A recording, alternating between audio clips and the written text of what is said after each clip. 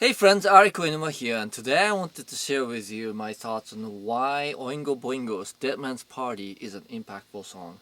This is a single off of the album of the same name in 1985, and those of you who don't know, Oingo Boingo was an alternative rock band that was active primarily in California in the 80s and 90s, and it was fronted by none other than famous film composer Danny Elfman before he transitioned to a full-time film career.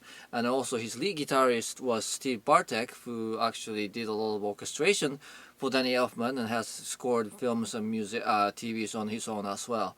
And I'm sort of revealing my, where my generation really lies. I was a teenager living in Brazil when I first heard the single Stay, and then I saw the videos for Just Another Day and then Dead Man's Party, and 30-odd years later I'm still listening to the same songs because these are just such pop gems and they have all aged really well. It sounds fresh and interesting and fun all these years later, and if you have never heard of them, I highly recommend that you check them out. And you can see that the brilliance of Danny Elfman and the band in this song. It's just a tongue-in-cheek, fun party song that does really well at that, and especially this whole this Halloween season, right? But underneath it, there's just chock full of musical genius that I love to tell you about. So here it is. The first one is that this is a party song, right? And the fact that it's a party song is reflected in how conversational this song is. And by conversational, what I mean is that there are phrases and melodies, little bits that just kind of go in and out. Now, call and response is one of the oldest forms of music, and starting with blues music. Well, I shouldn't say starting with, but very evident in blues music, and it just is all over the place in rock and folk and blues and pop music. But this one takes it up like a couple notches above that, not just being call and response, but it's downright conversational, where different voices come and go and just sort of make their statement, and there's a back and forth, and you just really get the sense that you're in a party and you're hearing the chatters of different voices and saying different things, and all of the melodic bits and pieces that come and go are just all perfectly concise and memorable little pieces. And when you have all of them combined, it just makes one memorable song. So here I'll do my attempt to sort of demonstrate some of them. So it goes, the song starts out innocently. All the stuff is nowhere to go. Walking with a dead man over my shoulders. All the stuff is nowhere to go. Walking with a dead man over my shoulders. Da da da da. Da da da da. Da da da da.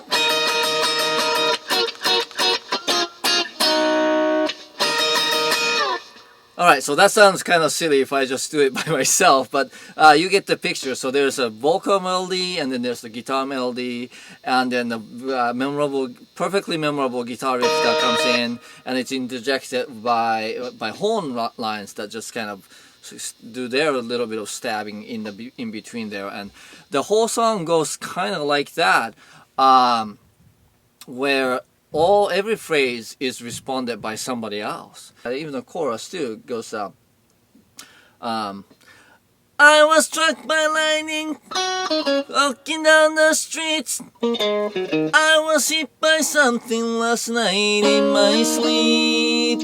It's a dead man's party. Who could ask for more? Everybody's coming. Leave your body at the door. Leave your body and soul at the door. Right? So just the whole thing is just all conversational. And that's just the music is a perfect embodiment of the party feel, which is what the song is about. And to me, that's like the epitome of impactful songwriting and music making concept, because the lyrics and music go perfectly hand in hand together to sort of create a cohesive picture here. Alright, the next thing, the second thing I noticed about this song that is very rich is that this song has a what I call double chorus structure. In that, I was struck by lightning, that part is the first chorus. And then there's the higher chorus that comes after that. And both of the choruses are so hooky and so memorable that it's a great when a song has one chorus that sticks to your head, but then when it has two of them, you just feel like you just got a full course meal instead of a one dish meal kind of thing. It just leaves you feeling very satisfied, and it is a strength and testament of the songwriters to be able to pull off not just one but two memorable choruses, and that's what really makes this song so strong. So the third thing I noticed related to the whole double chorus thing is that how Danny Elfman and the band use different range to underscore different sections, and when different sections rely on different range in the voice or in terms of delivering the melody, it creates contrast, and creating contrast makes the song more interesting to listen to. For example, the verse starts out sort of in the mid-high range with Danny singing by himself. I'm all dressed up, there's nowhere to go, right? And then when we get to the chorus part, I was struck by lightning. There's actually a lower part that coming. I was struck by lightning, walking down the street. And then having that lower range creates this thickness and richness that was not there in that verse, and that again is the difference there. And then when we get to the secondary chorus, then Danny goes for the kill and he hits the high notes. Don't run away, it's only me, right? You just take notice because it's just those are notes that were not in the other sections before. So when you have verse, chorus, different sections of the song, assigning different range to each of the section is a really effective sort of a compositional approach to make the music interesting to listen to. So the next thing I noticed that there is a use of rhythmic motif. It's a little bit subtler in this case because it's not used as a repetitive riff or even like as a melodic thing, but it's this flag that shows up here and there to alert the listener of the arrival of an important change coming up. And that goes like this. So I challenge you to listen to this song and see how many times you can spot that bop bop thing, usually happening right at before a new section comes, like an important section like the secondary chorus. And this song is like 7 minutes long. It's just kind of meandering, and with two choruses, it does give you a sense of the adventure of I don't know what's happening next, what comes after this kind of thing. But then there's this consistent use of flag that makes the whole thing sound cohesive and gives you some comfort in terms of knowing that something important is about to happen. It's not something that you may necessarily listen or notice, but it's just used throughout, and it's just kind of like a guidepost along the journey kind of thing. It's really interesting. So the final point I want to bring to your attention is the fact that there are layers in the meaning of these lyrics.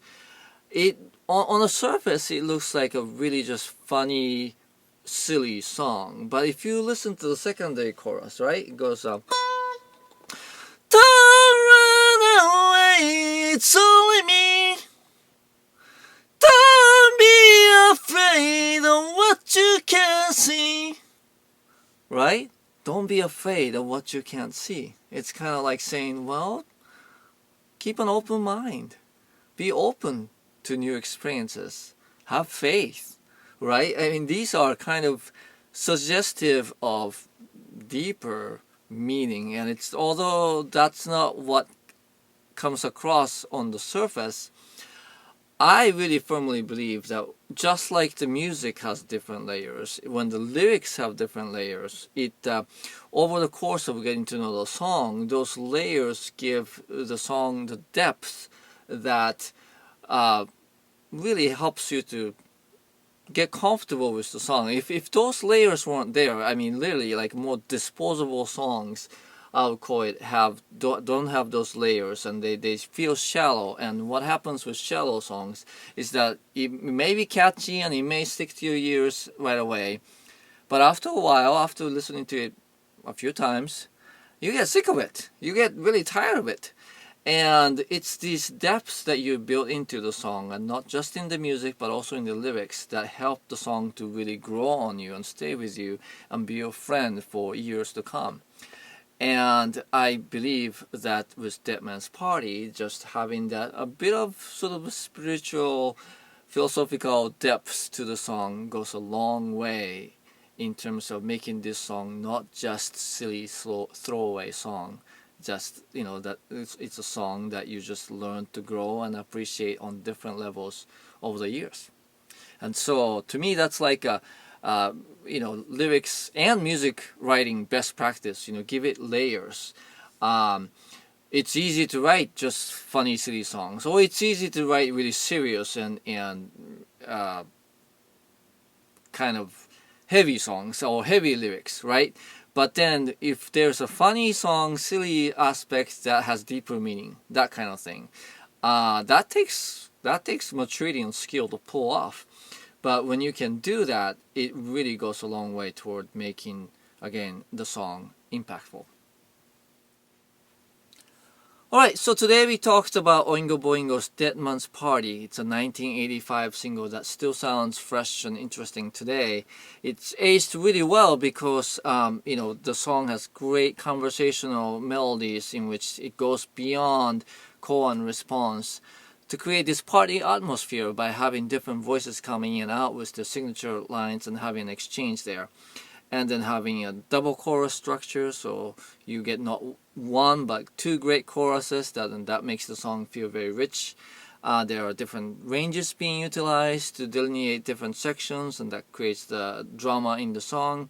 There are rhythmic motifs that come in and sort of herald the arrival of new sections that makes the song sound cohesive. And then finally we have the lyrical depth that makes the song more than just a throwaway silly song. And when you're on the listening side, you can just listen and appreciate these master touches. And when you're on the music making side, you can try incorporating some of these ideas into your own music so that your song too can become more impactful. Right? Alright, so that's all I have for you today. Thanks for watching. If you have any comments or questions, leave me a comment and I'll respond as I can. And I'll see you next time. Thanks.